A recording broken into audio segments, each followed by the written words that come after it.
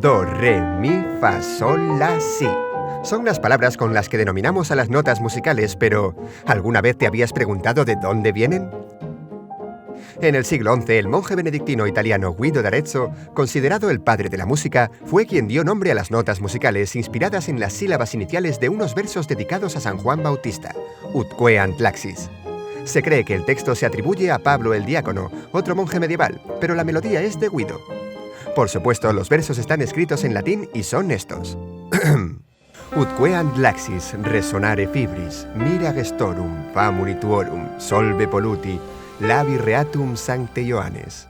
Para los curiosos significa: para que tus siervos puedan exaltar a plenos pulmones las maravillas de tus milagros, perdona la falta de labios impuros, San Juan. Esta estrofa tenía la particularidad de que cada frase musical, excepto la última, empezaba con una nota superior a la que antecedía.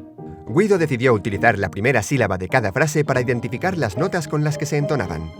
Llamó a este sistema de entonación solmización, que más tarde sería denominado solfeo, y fue el primero que elaboró una aproximación a la notación actual, al asignar los nombres a las 6 primeras notas y al utilizar la notación dentro de un patrón de 4 líneas, y no una sola como se venía haciendo anteriormente.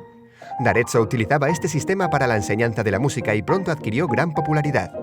Su sencillez hizo que el mismísimo Papa ordenase su introducción inmediata en las escuelas eclesiásticas de música. A estas alturas te estarás preguntando qué pasa con el do y con el si. Pues bien, do se propuso como un reemplazo para ut en un tratado de 1640 de Giovanni Battista Doni, un teórico de la música de la época. Creía que ut no era una sílaba ideal para vocalizar y que en cambio do funcionaba perfectamente. Solo es casualidad que sea la primera sílaba de su apellido, Doni. Si en notación latina es el nombre de la séptima y última nota musical, pero tardaría varios siglos en tener nombre. D'Arezzo no quiso nombrarla, pues en la Edad Media se consideraba que el séptimo tono era poseedor del tritono maldito. Sería hacia el siglo XVI cuando se añadió la nota musical si, derivado de las primeras letras de Sancte Ioannes. Curioso, ¿verdad? ¿Alguno de los tic-tackers presentes estudia solfeo y toca algún instrumento? Tenemos mucha curiosidad. No olvides suscribirte y darle a like si te ha gustado. Y también puedes seguirnos en nuestras redes sociales, Facebook, Twitter e Instagram.